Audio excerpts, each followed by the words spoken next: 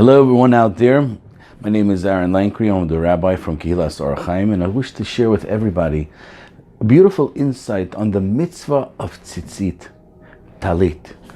In the mitzvah of Talit, there are two possible blessings. There's the blessing of Al Mitzvah Tzitzit, and then there's the blessing of Litatef B'Tzitzit. Litatef B'Tzitzit means to wrap.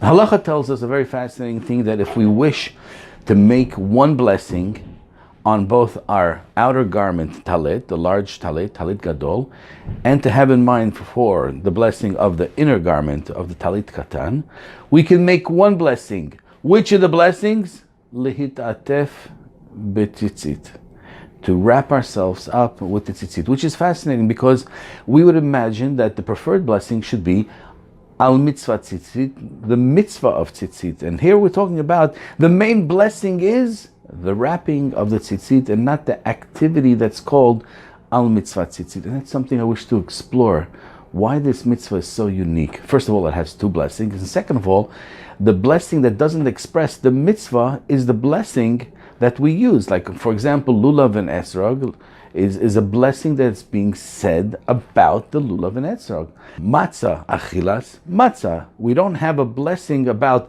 the baking of the matzah that pertains to matzah. We talk about the actual blessing. So when we talk about al mitzvah tzitzit, it's a secondary blessing to the wrapping alitatef b'tzitzit, and that needs to be clarified. Another fascinating point about the mitzvah of tzitzit is that we're supposed to wrap what's called atifa ishmaelit. We learn how to wrap the talit the way the Ishmaelim, our cousins Ishmael or Islam, the way they wrap it, that's the way we do it. But isn't there like a classical Jewish rule that we don't learn anything from non-Jews? And all of a sudden, when it comes to the mitzvah of tzitzit, which is the mitzvah that is equivalent to all of 613 mitzvot, because tzadi yud is 100 tzadi yud and tough, plus the knots, plus the strings, comes out to 613. Therefore, we say the mitzvah of tzitzit is equivalent to all the mitzvot. So this most magnificent, powerful mitzvah, the way we wrap ourselves, and the main blessing is learned from our cousins Ishmael, which is something we need to ponder upon. Also, a very fascinating thing is when we put on the talit and we wrap ourselves on, it has to be kedei hiluch dalid amot. We stay wrapped up, and I'll illustrate. Here you take the talit,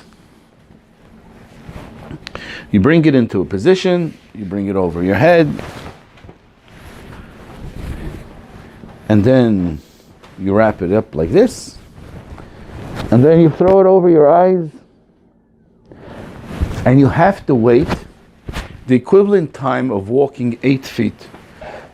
Some people can walk faster, some people walk slower, but at the end of the day, that is the process, and the way we wrap our talit has to be weighted for the amount of times we stay wrapped up as if we were walking 8 feet. If it's 2-3 seconds or 5 seconds, depending on a person's ability, which is very fascinating, because when you put on tefillin, the second you tie the knot, you're done. Other mitzvot, the second you pick up the lulav, that second you shook it, you're done, you did the mitzvah. All of a sudden, when it comes to a talit, we have to wait the distance of going 8 feet. Also, there's a big discussion in the rabbis. As we wrap our talit Ishmaeli, we put it over our face, there's a debate. Do we cover our eyes? Do we not cover our eyes? What's the difference? We're just wrapping up the way the Ishmaelim do it. Let's just see how they do it.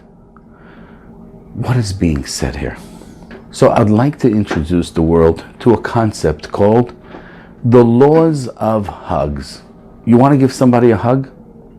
There are rules that pertain to a hug. You go to the airport, you meet a friend they haven't seen in a long time, and all of a sudden you embrace him. The first thing you do is when you embrace somebody is you close your eyes. Because when you're being embraced or you're embracing somebody, you don't care where you are. Because at the moment of when you're being embraced, your heart, your mind, your body, you're really transfixed, you're somewhere else. That place may be the last time you saw the good events or the memories that you've had with your dear friend. It comes flashing back into you, and that's what this embracement does. So when you want to give a hug, you close your eyes. If you don't close your eyes, then you're really not there in the moment. If you give a hug and you're just bumping chests, you're not really there. The second thing is, you never give a hug for a split second. A hug takes time. It gets developed, and it's a whole sensation. Hashem is giving us a hug. Every day, every morning, we put on the talit, it's a hug. It's something that Hashem is giving us the opportunity to be embraced by His presence. Yes, it's the most fantastic mitzvah. It's like all of the 613 mitzvot, because it's so important that we should feel that Hashem is giving us a hug every day. And not just every day. Any opportunity that we have to do a special mitzvah. We're getting married, you wrap up the talit. You're doing a circumcision to your child, a brit milah, you wrap up the talit. Any opportunity to do a mitzvah, or even people that are studying Torah, they wrap themselves up in the talit. They want to feel that connection. So we understand why it has to have kidei hiluch dal ramot, why it has to be the distance of walking 8 feet. We got it, because when you're in a hug, it can't be a 2-second hug. It has to be something you really embrace. And your eyes close. But what is this Atifa Ishmaelit? Why are we learning this out from Ishmael, Islam, the father of Islam? And to this is a very fascinating thing that rabbis teach us, that the world is really broken down into 3. You had Abraham, had Ishmael, Yitzchak, had Esav. Right? Ishmael was a very passionate person. And in his passion, it had no boundaries.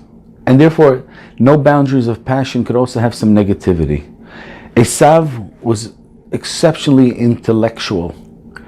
And when you're exceptionally intellectual and intelligent, it has its limitations also, because you could internalize certain activities that could be negative for just this mere intelligence. A person is way too old, he doesn't contribute to society, time to dispatch him. Ishmael, with his passion and his love and his emotions, there are times that has negativities.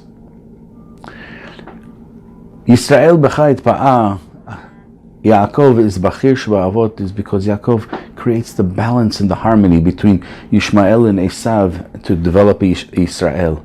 Yashar El, to go straight with Hashem.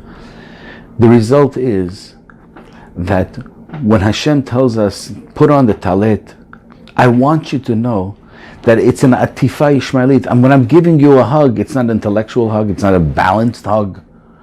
It's totally emotional and it's full of passion. Atifa Ishmaelit. Close your eyes. It should be a long hug. Every time we do a mitzvah, this is the way you put on a talit and you feel the warmth.